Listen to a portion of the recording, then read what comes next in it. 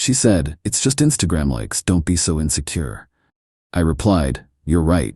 Then I started posting the photos she took of me with someone else. When her friends commented, "You upgraded," she finally stopped scrolling. I, 54 male, run a business building custom furniture. I work with my hands. I like things that are solid, real, and honest.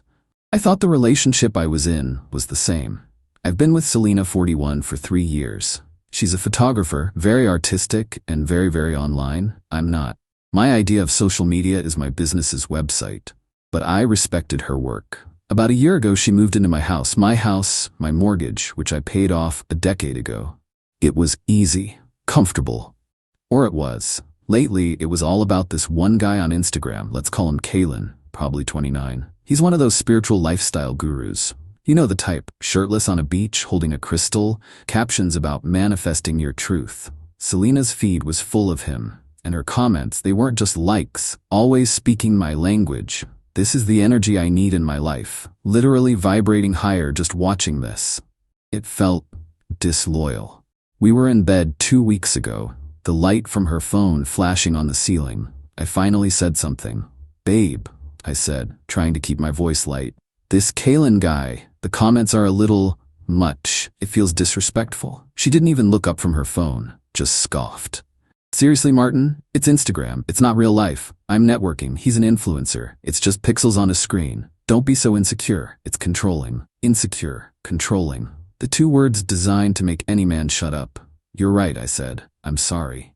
She just mumbled, "It's fine. Just trust me. It's content." That word, content, it stuck in my craw. The conversation ended, but the feeling didn't. This past Tuesday, I was doing quarterly taxes for my business. I gave Selena a supplementary card on my business Amex account when she moved in. The agreement was simple. Use it for household groceries, supplies for the house, or any marketing materials for my business she might photograph. I trusted her. I was matching receipts to the statement. And then I saw it. Awakened Warrior Coaching LLC, $5,000. Celestial Alignment Mastermind, $12,000.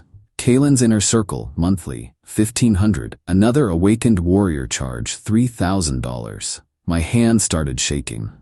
Not with rage, but with this cold, electric clarity. It wasn't just likes. It wasn't pixels. It was $21,500. She had been siphoning money from my business account to pay for her digital crush's coaching. She was funding this shirtless wonder, paying for his beachfront vibrations with my sawdust and sweat money. "It's just content," she said. I looked at the statement. I looked at the photos she'd taken, framed on the wall. Dozens of artistic shots of me in my workshop, her portfolio, she called it. Black and white, catching the light on a chisel, me covered in sawdust, looking authentic. I thought about her words. Insecure. Controlling. Content. "You're right," I whispered to myself. "It is just content."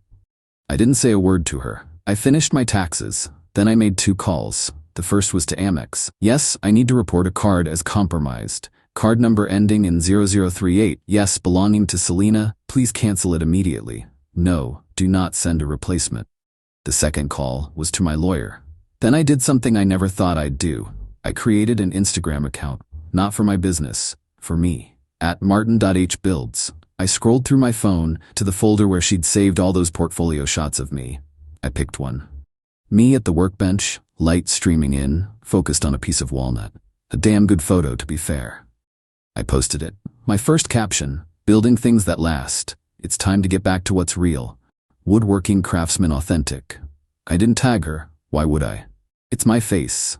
My workshop. Selena was in the living room, scrolling, probably vibrating higher. She hadn't noticed the card was dead. She hadn't noticed I just built the foundation for my new life. I felt a little sick, a little sad. 3 years. But mostly, I just felt methodical. A few hours later, I posted again. A selfie. Me and Julia. Julia, 52, is an interior designer I've worked with for 15 years. She's a total pro, a widow, and a good friend. We were at a job site. Caption, "Planning the next big project with the best in the business, at Julia Designs. It's a pleasure to work with a real professional who respects the craft. #collaboration, design, new beginnings." I put my phone down. I knew Selena's friends followed Julia. I knew they all saw Selena's fawning over Kaylin.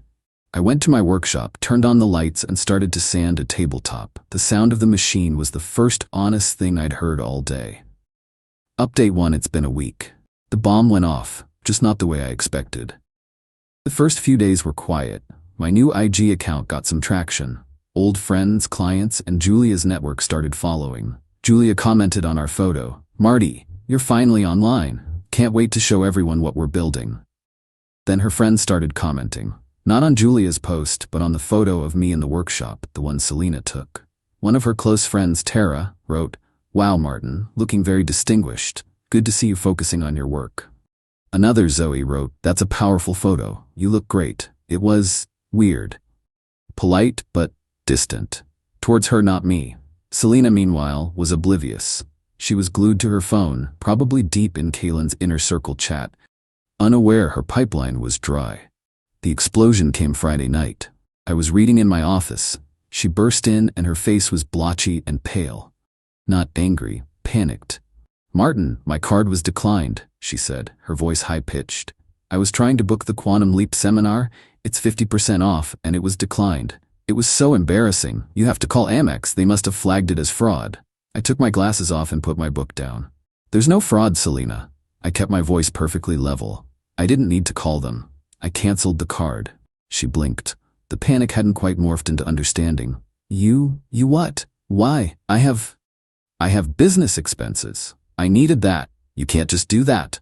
"Business expenses?" I said, like the awakened warrior business expense or the celestial alignment mastermind.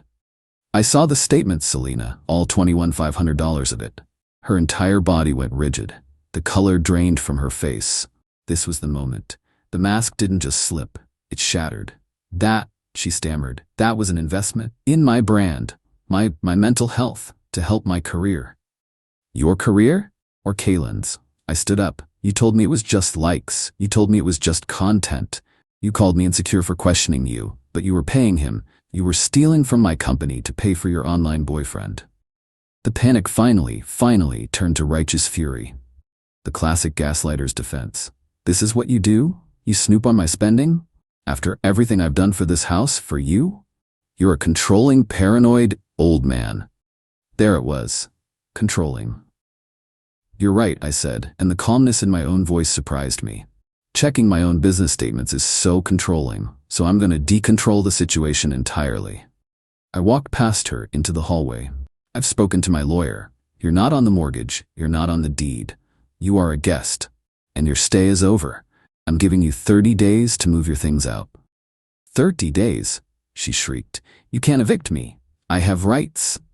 "You have the right to pack," I said, "and the right to find a lawyer who will then talk to my lawyer. I suggest you start now." She just stood there, vibrating with a very different kind of energy. Then she did what she always does. She grabbed her phone, retreated to the living room, and started typing furiously. Probably to her friends, probably painting me as the monster. I let her. I went back to my office. I opened Instagram. I picked another one of her photos. Me, in a suit, from a charity gala we went to last year. She'd spent an hour getting the brooding, handsome light just right. I posted it.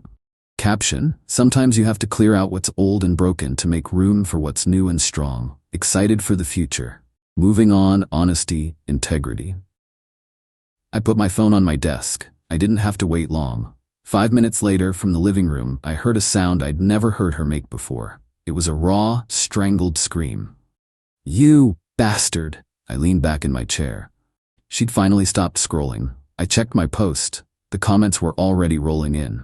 "Julia, that's the spirit. Martin, onwards and upwards."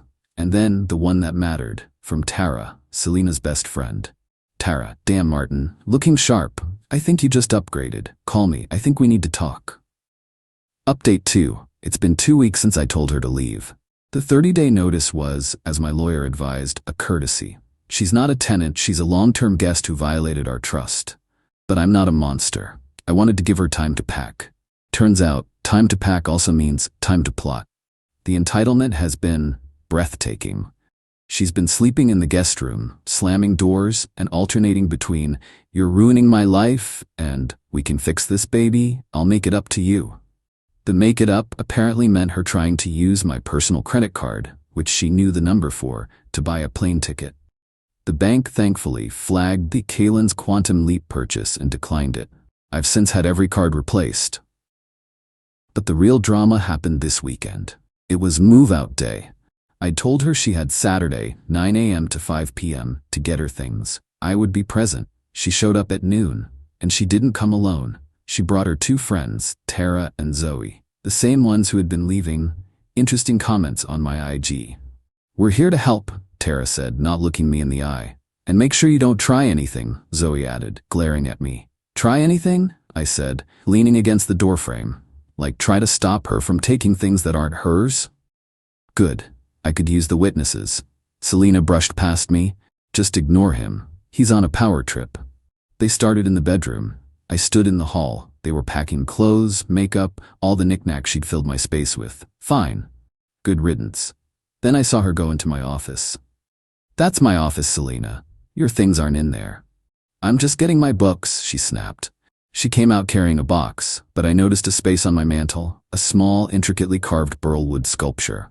It was a custom piece, commissioned from a rival and friend of mine. Very valuable, but more to me sentimentally. It was gone. I put my hand on the box. "Open it. It's just my stuff, Martin. God, you're unbelievable." Zoe stepped up.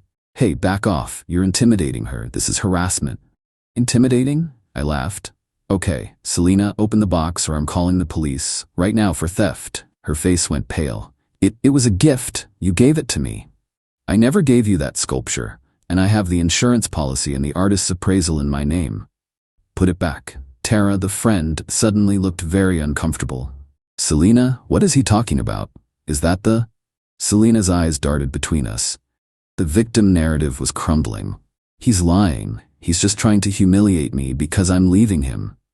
"I'm not lying," I said, pulling out my phone. "And I'm not humiliating you. You're doing a fantastic job of that yourself. You stole $21,500. Now you're trying to steal a $7,000 sculpture. You're not a victim, Selena. You're a thief." I dialed 911 and waited. "Okay," she shrieked. "Fine."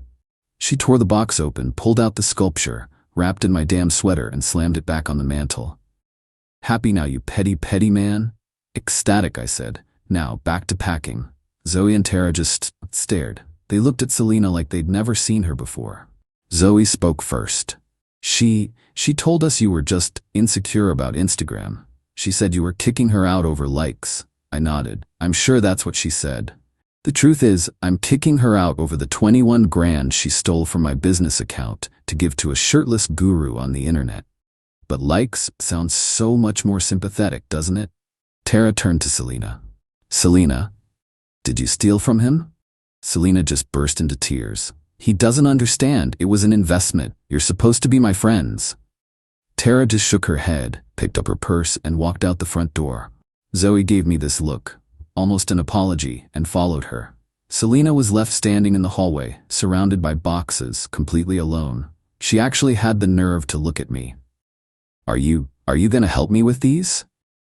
"No," I said. "I'm not. You have 3 hours left. I suggest you call a moving service." I went to my workshop and locked the door. Later that night, after she was finally gone, I went online. I posted one more photo she'd taken. It was just my hands, calloused, holding a block of wood. Caption: "House is clean, time to build something new. Spring cleaning, honesty craft." The comments were simple. From Julia, "Happy to hear it, Martin." From Tara, "I'm so sorry, Martin. She's not the person I thought she was." And from Zoe, "If you need a witness for anything, let me know." She hadn't just lost her sugar daddy, she'd lost her entire audience. Final update: it's been 3 months. The silence in my house is, well, it's golden. I changed the locks, of course. I also had the entire house professionally deep cleaned. It felt like an exorcism. Now for the fallout.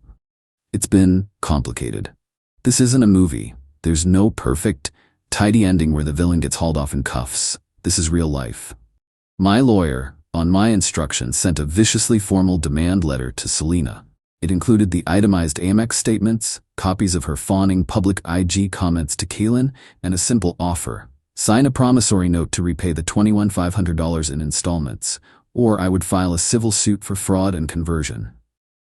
The letter also went to Kaylin's Awakened Warrior Coaching LLC. My lawyer, who is a shark, pointed out that Qley, as the recipient of funds fraudulently obtained from a business, could be named as a co-defendant and forced into discovery, which would likely kill his guru career. Qley, it turns out, does not like his vibrations being messed with. Within 48 hours, my lawyer received a wire transfer for $10,000 from Qley's LLC, along with a note stating this was a full refund for a dissatisfied client, and that Miss Selena was no longer a member of the inner circle. He cut her loose so fast, it probably gave her whiplash. He wanted no part of a lawsuit. As for Selena, she's on the hook for the remaining $11,500. She's been responsive. She knows she's beat. She's been served with the promissory note. Last I heard, she's living in a tiny apartment above a garage and has a job, a real one. She's a staff photographer for a local cut-rate real estate agency, taking photos of sad, empty tract homes. Her Instagram is a graveyard.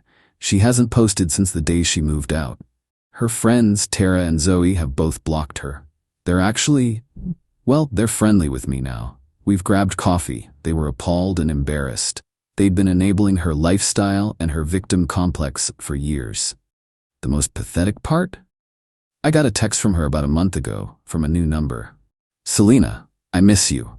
I made a mistake. Qley was nothing. He blocked me. Can't we talk? I just screenshotted it, sent it to my lawyer, and blocked the number. As for me, I'm not a hero. I'm a 54-year-old guy who got played. I'm out $11,500 that I'll probably never see again. Let's be real, she's not paying that note. It's an expensive, embarrassing lesson in trust. But the house feels like mine again. My work is thriving. My new IG account has actually landed me 2 massive commissions from architects who saw my posts. And Julia, well, she and I have been having dinner. A lot. We talk about wood and design and what it's like to lose someone and find your footing again. It's nice. It's real. I posted a photo last week, a simple one, just 2 glasses of wine on my workshop table, next to a set of blueprints. Caption, planning the good things to come. Collaboration, new beginnings, real. Julia just commented with a single smiling emoji. Selena wanted content, she wanted likes, she wanted a vibration. She got all of it. And in the end, she's just a lonely, broke person scrolling through an empty feed, while I'm here, building a life. She was right about one thing. It was time for an upgrade. I just happened to be the one who got it.